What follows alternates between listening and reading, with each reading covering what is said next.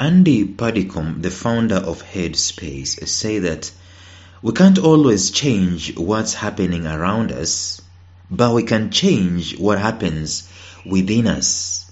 And let me tell you this, that every single human being, apart from those people who are mentally challenged or people who have a mental illness, but every single human being has the power to change whatever is happening within them.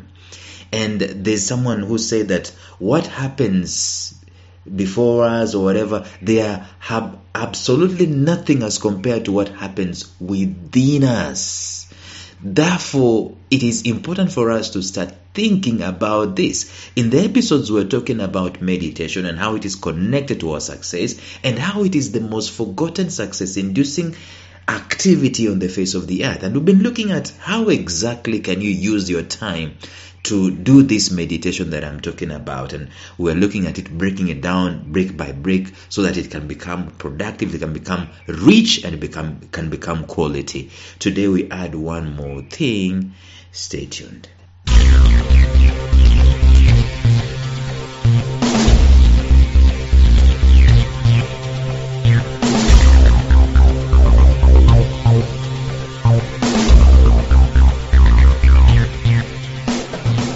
Welcome to the Life Signatures podcast with Lawrence Namale. Lawrence is a life coach, author, and keynote speaker who loves to tackle different topics on purpose, productivity, and resilience. His mission in life is to awaken all your boundless possibilities available in you. Life Signatures podcast is dedicated to bring to reality every single person who knows that deep down in their gut, there's got to be more to life than this. And now, here is your host, Lawrence Namale.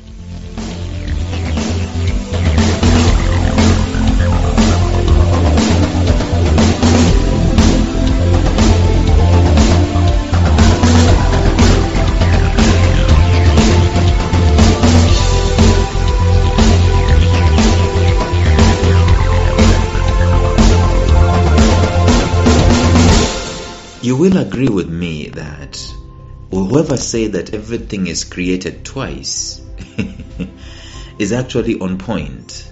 Everything you see was created twice. If you look around you today, anything you see around you was first of all in the invisible realm, in the world of imagination, in the world of dreams, probably even in the world of desires. Everything around you that you see, there is nothing that did not go through the 2-step or maybe even 3-step process of creation. My point in creation, in talking about creation, is that there is an imagination, there is thinking involved, there is the invisible involved, and then there is a process that comes up, and then there is the reality that comes out. If we are not going to start looking at the invisible world, the things that are inside of our spirits, things that are inside of our minds, things that are inside of the divine's minds, by the way. You see, that is why meditation is important. Not only are we connecting with what is inside of us in the invisible realm. Let me tell you what happens with me when I am writing and even when I am speaking, by the way. Sometimes I come up with words or concepts or nuggets that I did not read anywhere, that I did not even have, I had not even thought about them. But they are drawn out of me as I am engaging myself in the art of either writing or the art of speaking. Thoughts come up and I get shocked when I review those thoughts, things that I've written or things that I've spoken, and actually I curate quotes around those things. What I'm saying is that there are some invisible things that are lying inside of us, within us. The quote is, what lies behind us and what lies before us, they are nothing as compared to what lies within us. What lies within us is the most powerful thing. And the question is, how often do we go within us, so to speak, in quote unquote? How often do we go within us to find out what lies in there? How often do we go into the divine world to find out what is there? How often do we meditate? How often do we set aside some time to deliberately connect with the invisible world so we can download the things and we can engage in the process of creation? You see, creation is done more than once. It's done more than twice, actually. People normally talk about it's done twice. They say that there's a blueprint that is created, and then the blueprint is given to an architect, and the architect starts building and so on and so forth.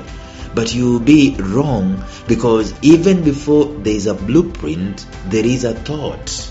There is a thought process that goes before the blueprint is even came up with. Before the blueprint is even written, the blueprint is drawn. There is a thought process that goes on. My point is clearly that if we are not going to be thinking, we are nipping the process of creation in the bud. We are actually stopping the process of creation that is supposed to happen through us. The man, like McManus told us, Alvin McManus, in one of his book, I think The Last Arrow, he says that the bumblebee creates honey, I don't know, the whatever creates whatever, but the human creates futures. So if we are not going to imagine, if we're not going to meditate, we are not creating futures. What happens is that we are looking at tomorrow as it comes. You know, the sun or the earth rotating around the sun on a daily basis. That's what happens. Nothing is changing.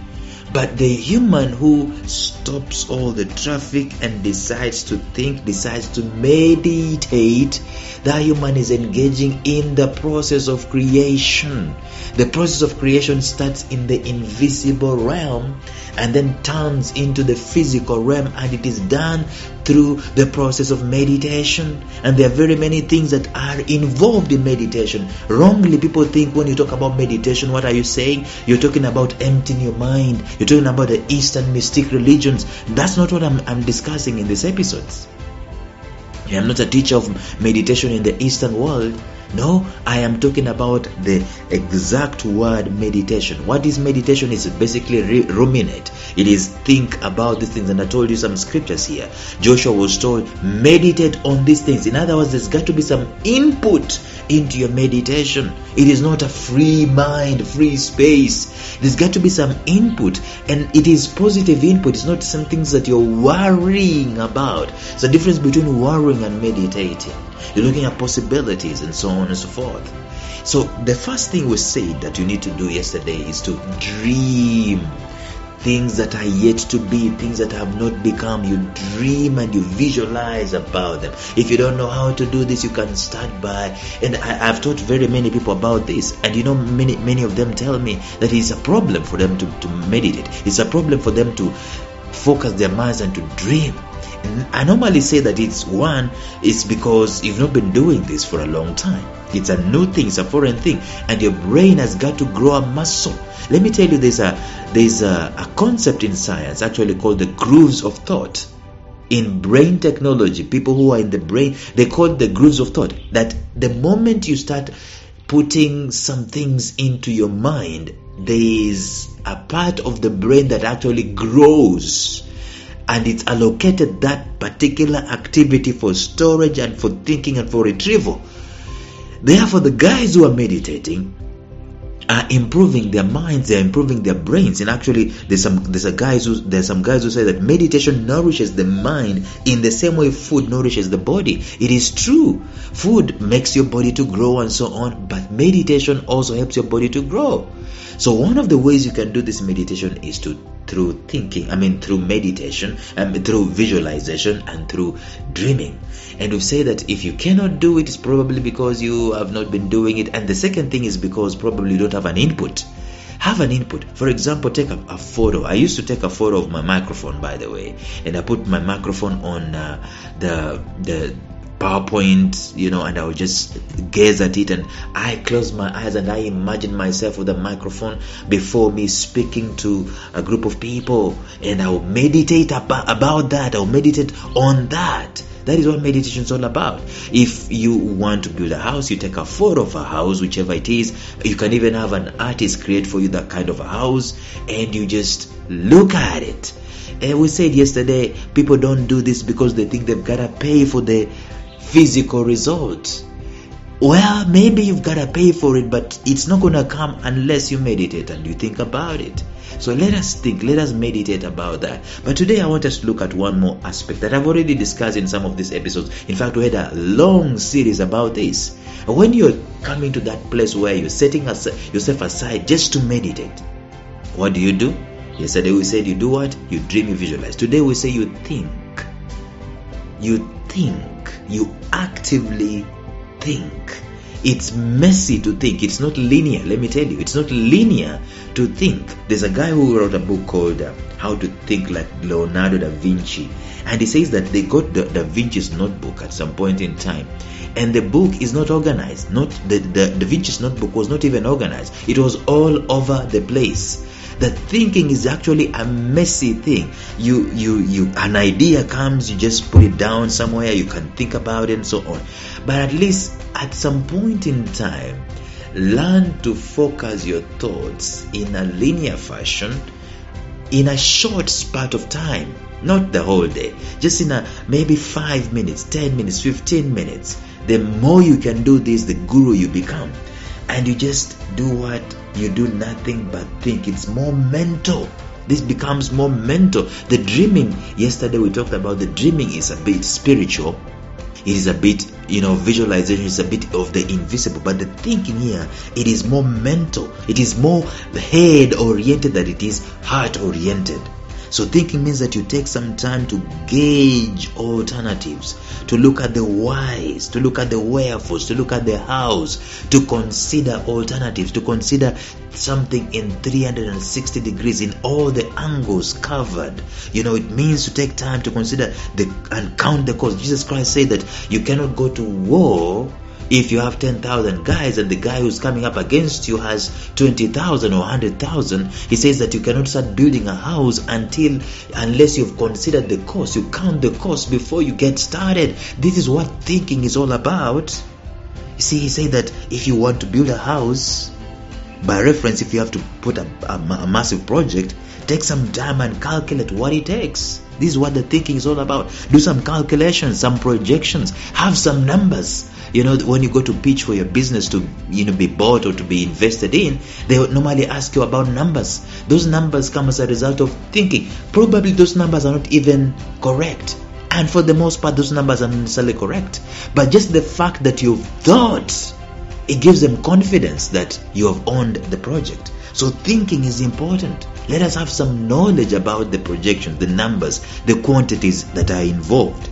This is what thinking does. So the reason why very many people will be, many people who will be your mentors, the reason as to why they avoid, meeting you, they avoid investing in you, they avoid wanting to help you, is because they cannot see any fruit of your thinking about the thing that you're fronting. They don't want to meet prodigies because they don't think for themselves. So if we can learn to think, the quality of what we're fronting increases. Get a quiet place where you can think from. Make thinking a major habit and a serious business, just like dreaming and visualization is. Dreaming is serious business. Thinking is also serious business. But how often do we do it? How often do we take pen and paper? How often do we jot things? How often do we journal things that have come? And by the way, things pass through the folder for thinking. The input for thinking is ideas. It passes through our minds on a daily basis. And that is an opportunity for us to grab that thought, and through the process of thinking, start mapping it out, start writing about it, start drawing about it, start planning about it, start allocating resources, start making phone calls on who can help and so on. This is what thinking does. And this is what successful people do. They don't just, let the day pass without them thinking. Let me tell you, the average human being has so much to think about on a daily basis. The average human being has very many ideas on a daily basis that float through their mind. Even those ones who are in dire circumstances, dire, straits, we have so much to think about, but we don't. We have occupied our lives with so much activity that we're just covering time. The other day I quoted someone who said, actually it's a proverb in one of these Ugandan communities, that say that the sun today has taken so much time to go down. This is a person who doesn't have something to do. They are waiting for the sun to go down. And now that we have been waiting for the sun to go down, guess what? We've invented very many things that help us to push the sun to go down. We have series to watch, we have movies to watch, we have games to play, things that do not engage the brain in thought. And therefore, we are doing ourselves great disservice because we cannot have the success that we need to have because we are not thinking. Tomorrow, we're going to add one more thing about thinking, but until then, bye-bye.